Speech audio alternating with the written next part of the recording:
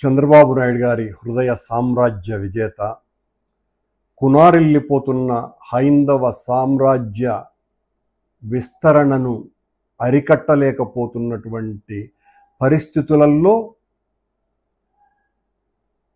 దాని జీర్ణోద్ధరణకు నడుం బిగించినటువంటి కొత్త ప్రవక్త అవతారమూర్తి అయిన బొల్లినేని రాజగోపాల్ నాయుడు గారు తిరుమల తిరుపతి దేవస్థాన చైర్మన్గా బాధ్యతలు స్వీకరించిన తరువాత ఆయన నిరంతరము తన వింజామర లాంటిది ప్రజల మీద విషవాయువులు చిమ్మేటువంటి వీచిక అయిన తన ఛానల్ ద్వారా వైఎస్ఆర్ కాంగ్రెస్ పార్టీ మీద, మా నాయకుడు జగన్మోహన్ రెడ్డి గారి మీద, మరి పూర్వ అధ్యక్షునిగా నా మీద ఒక వాస్తవాన్ని మాట్లాడుతున్నందుకు, జరుగుతున్నటువంటి తప్పుల్ని ఎత్తి చూపుతున్నందుకు నిరంతరము నా మీద డిబేట్లు పెట్టి నేను ఒక నాస్తికుణ్ణని, నేను క్రైస్తవుణ్ణని, నేను అవినీతిపరుణ్ణని, టీడీఆర్ బాండ్లలో 1000 కోట్లు కొట్టేసినాడనని ఇలా రకరకాలుగా మాట్లాడుతూ తన వందిగామతులైనటువంటి వందిమాగతులతో మాట్లాడిస్తూ చాలా జబ్బలు జరుపుకుంటున్నటువంటి బిఆర్ నాయుడు గారికి నాస్తికునికి క్రైస్తవునికి మధ్య కూడా తేడా తెలియనటువంటి ఏఐ టెక్నాలజీని అత్యద్భుతంగా వినియోగించాలనేటువంటి మీరు ఈ పాటి చిన్న చిరుజ్ఞానం కూడా మీకు లేకపోవటం అంటే చాలా ఆశ్చర్యం కలుగుతుంది. మీరు అధికారంలోకి వచ్చి 15 నెలలుగా వస్తుంది. టీటీడీలో సంపూర్ణ ప్రక్షాళన చేస్తానని చెప్పి వచ్చినటువంటి మీరు శ్రీవాణి విషయంలో కావచ్చును, తొక్కిసలాటల విషయంలో కావచ్చును, లేకపోతే గోవుల విషయంలో కావచ్చును, ఏ విషయంలోనైనా మా మీద ఆరోపణలు చేసి కాలం గడపటమే తప్ప గతంలో మా మీద ఆరోపణలు ఈ రకంగా చేసి అధికారంలోకి వచ్చినటువంటి మీరు 15 నెలలు కావస్తున్నా కూడా ఎందుకు ఏ రకమైనటువంటి చర్యలు కూడా తీసుకోలేకపోతున్నారు? కాలయాపనే ఎందుకు చేయగలుగుతున్నారు? మా మీద మీరు చేసినటువంటి అభాండాలన్నీ కూడా అబద్ధాలు కాబట్టి మిమ్మల్ని మోసే మీ భజన రాయుళ్లతో నిరంతరం నన్ను తిట్టించటమే తప్ప మీరు చేసినటువంటి ఒక మంచి పని చెప్పండి. బొల్లినేని రాజగోపాల్ నాయుడు గారు ఒక కొత్త ప్రవక్తలాగా ఆవిర్భవించినారు కదా, మీరు చేసినటువంటిది ఏంటి? ఈ మీరు అధికారంలోకి వచ్చిన తర్వాత ఒక్క మంచి కార్యక్రమమైనా చేశారా? శ్రీవాణిని రద్దు చేస్తాను అని వీర ప్రగల్భాలు పలికినారు. ఇప్పుడు శ్రీవాణి లేకపోతే ఈ రాష్ట్రంలో, దేశంలో గుడులు కట్టేదానికి డబ్బులు కూడా ఇచ్చేటువంటి పరిస్థితి లేనటువంటి స్థితి. అంతగా శ్రీవాణి ప్రజల్లో గొప్ప పేరుగాంచినటువంటిదే కాకుండా మేము తీసుకున్నటువంటి ఆ నిర్ణయం అత్యద్భుతమైనటువంటిదని, దాన్ని మీరు ఎట్టి పరిస్థితుల్లోనూ రద్దు చేయలేరు అని చాలా స్పష్టంగా అర్థమైపోయింది. మానవ హక్కుల ఉల్లంఘన క్యూ కాంప్లెక్స్లో పెడితే భక్తుల్ని అని అన్నారు. ఆ తర్వాత మీరే తీసుకున్నటువంటి నిర్ణయం 3వ క్యూ కాంప్లెక్స్ను కట్టాలా అన్నటువంటి విషయం. నేనేమడిగా, క్యూ కాంప్లెక్స్ను మళ్ళీ ఎందుకు కట్టాలనుకుంటున్నారు? ఏ టెక్నాలజీతో మీరు చాలా శీఘ్ర దర్శనం చేయిస్తానని చెప్పినటువంటి నాయుడు గారు మీరెందుకు చేయలేకపోతున్నారు అన్నటువంటి ప్రశ్నకు సమాధానం ఇవ్వకుండా నా మీద వ్యక్తిగతంగా దాడి చేస్తే ఎట్లా బొల్లినేని నాయుడు గారు? కరెక్ట్ కాదు కదా అది. అందులోనూ మీరు ప్రవక్త, అవతారమూర్తి, మీరు మీ ఛానల్లో ఈ రకంగా నన్ను తిట్టడం మూలంగా హైందవ సంస్కృతి పరిపూర్ణత వస్తుందనుకుంటున్నారా? జీర్ణోద్ధరణ జరుగుతుంది అని అనుకుంటున్నారా? ఒక్క నిర్ణయం కూడా తీసుకోకపోగా అక్కడ మీ మాట వినేటువంటి అధికారులు ఎవ్వరూ లేరు అన్నటువంటి విషయం కూడా చాలా సుస్పష్టం. అక్కడ ఉన్నటువంటి పై అధికారులకు మీకు పడటం లేదు అన్నటువంటిది దేశమంతా చూసేసింది. కనుక మీరేం చేస్తున్నారు? ప్రచారం కోసమని పత్రికా సమావేశాలలోనో లేకపోతే మీ ఛానల్ ద్వారానో మిమ్మల్ని ప్రశ్నిస్తే భరించలేనటువంటి స్థితికి చేరుకుంటున్నారు. మీరు మఠాలకు ఈ రకమైనటువంటి నోటీసులు ఇవ్వటం తప్పు, మఠాలను అవమానించటమే అని నేను మాట్లాడితే మీ భజన వాళ్ళు ఏమని మాట్లాడుతున్నారంటే, పాకిస్తాన్ బార్డర్లో తీవ్రవాదులు వస్తున్నారు కనుక భద్రతా చర్యలలో భాగంగా హైందవ ధర్మ పరిరక్షణ కోసమని కొండ మీద భద్రతా చర్యలలో భాగంగా మఠాలకు నోటీసులు ఇవ్వటం జరిగింది అని అంటున్నారు. అంటే మఠాధిపతుల్ని ముఠాధిపతులు అనుకుంటున్నారా బిఆర్ నాయుడు గారు, మీ పాలక మండలి? వాళ్ళు మోసేటువంటి కమండలంలో ఏమైనా రసాయనిక పదార్థాలు ఉన్నాయని అనుకుంటున్నారా?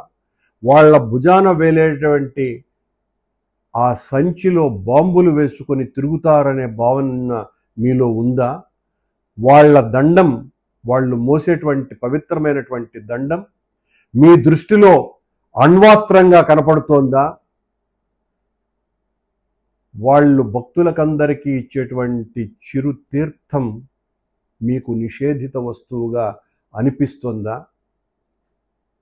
వాళ్ళ వెనక పరిచారకుడు తీసుకుని వచ్చేటువంటి కుంకుమ, విభూది, పసుపు ఇవి మీ దృష్టిలో నిషేధించబడ్డటువంటి వస్తువులుగా అనిపిస్తుందా?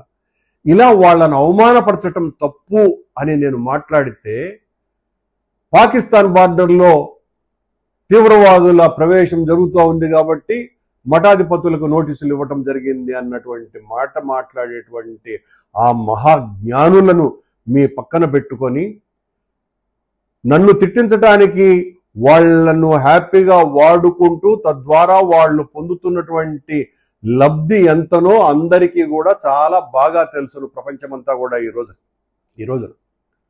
బిఆర్ నాయుడు గారు నిన్న చర్చిలో మీరు ఒక మాట మాట్లాడిచ్చినారు, కరుణాకర్ రెడ్డి అరెస్ట్ అయినాడు అని. ఎస్, నేను అరెస్ట్ అయినా.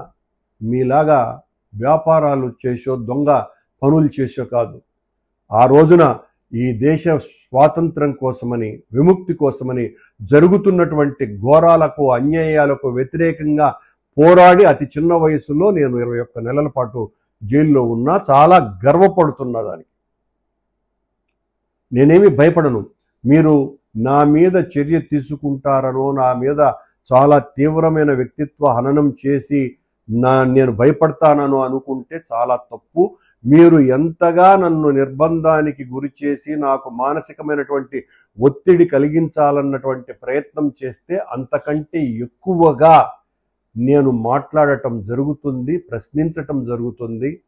ప్రజలకు ఒక బాధ్యత కలిగినటువంటి మనిషిగా, సామాజిక పరిజ్ఞానం ఉన్నటువంటి వ్యక్తిగా నేను నిరంతరం జరిగే తప్పుల్ని ప్రశ్నిస్తూనే ఉంటాను బిఆర్ నాయుడు గారు. అలాగే మీ స్థానం అక్కడ దఫేదార్కి ఎక్కువ, జూనియర్ అసిస్టెంట్కు తక్కువ అని అందరూ అనుకుంటున్నారు టీటీడీలో. మీరేమో మీ స్థానాన్ని గమనించకుండా మీరు మా మీద పడితే ఎట్లా స్వామి? నాకు అర్థం కాలా. మీ స్థాయి అది అని టీటీడీలో అందరూ అనుకుంటున్నారు. మీ మాట ఒక్క అధికారన్న వింటున్నాడా? ఒకే ఒక్క విషయంలో విన్నారని నేను విన్నా. అది కూడా ఏందిరంటే, నిన్న పవన్ కళ్యాణ్ గారు మొదటిసారి ఆయన కొండకొచ్చినప్పుడు, గవర్నమెంట్లోకి వచ్చిన తర్వాత ఆయనకు అత్యంత ప్రీతిపాత్రుడైనటువంటి బాలాజీ దీక్షితులు అనేటువంటి శ్రీనివాస మంగాపురంలో ఉన్నటువంటి అర్చకుడు ఆయనతో పాటు దర్శనానికి వచ్చాడని. ఆ అర్చకుడు డ్యూటీలో లేడు, యాక్చువల్గా ఆ రోజున లీవ్ పెట్టాడు. సాక్షాత్తు డిప్యూటీ సీఎం గారే ఆయన కోటాలో ఆ టికెట్ బాలాజీ దీక్షితులకు కొని ఆ దర్శనానికి వచ్చినారు. ఆయన మీద మెమో ఇప్పించగలిగినారు మీరు. అలాగే చీర్ల కిరణ్ అనేటువంటి పవన్ కళ్యాణ్కి సంబంధించిన సామాజిక వర్గీయుడి మీద కూడా మీరు ఇదే రకమైనటువంటి మెమో ఇప్పించగలిగినారు. అంటే ఆయన సామాజిక వర్గం కాబట్టి. ఎందుకు ఈ పని చేసినారు అని అంటే, అందరూ అనుకుంటున్నటువంటి విషయము, ఆ రోజున తొక్కిసలాట జరిగిన రోజున, వైకుంఠ ఏకాదశి రోజున మిమ్మల్ని ప్రజలకందరికీ కూడా బహిరంగ క్షమాపణ చెప్పమన్నాడు పవన్ కళ్యాణ్ అన్నటువంటి కోపంతో, కసితో రగిలిపోయి ప్రతీకారేచ్ఛగా ఈ రోజున బాలాజీ దీక్షితుల్ని మీరు వేటు వేసినారు అని అందరూ అనుకుంటున్న విషయం. ఇందులో ఈ ఒక్క విషయంలో మీరు సక్సెస్ అయినారు అని అనుకుంటున్నారు. ఇది మీ కథ. అయా, ఏఐ టెక్నాలజీ, ఈ చాట్ పిఏటి, జీపీటీ, వీటిని గురించి మాట్లాడేటువంటి మీరు ఏ రకంగా శ్రీవారి దర్శనం చేయించాలని అనుకుంటున్నారు? మీరు మాట్లాడేటువంటి మాటలు ఈ రోజున చాలా హాస్యంగా మారిపోయి జనాలు రకరకాలుగా అనుకుంటున్నటువంటి విషయం ఏంటంటే, బిఆర్ నాయుడు గారు వెంకటేశ్వర స్వామి విగ్రహాన్ని బయటికి తెచ్చి చూపిస్తారు ఏఐ టెక్నాలజీ ద్వారా అనేటువంటి చర్చ ఒకటి జరుగుతున్నది. అలాగే ఈ స్వామి అంటే ఈ ప్రవక్తకి ఉన్నటువంటి అసామాన్యమైనటువంటి భక్తి పారవశ్యతతో దైవ దర్శనానికి వచ్చేటువంటి భక్తులకి లడ్డూ ప్రసాదం మాత్రమే కాకుండా అదనంగా పీచు మిఠాయి, అలాగే పాపకారను కూడా ఇస్తారు.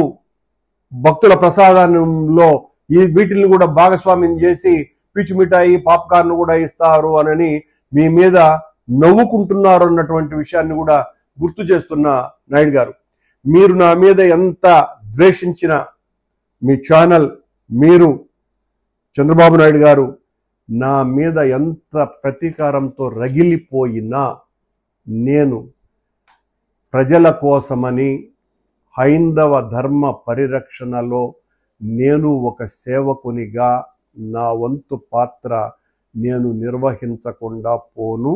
మీరు నా మీద ఎంత నిర్బంధం ప్రయోగించినా, ఎంత విషాన్ని నా నోటిలో పోసి తాగించినా నేను వెనుకంజ వేసేటువంటి ప్రసక్తి రాబోదు అని మీకు సవినయంగా తెలియజేస్తున్నాను.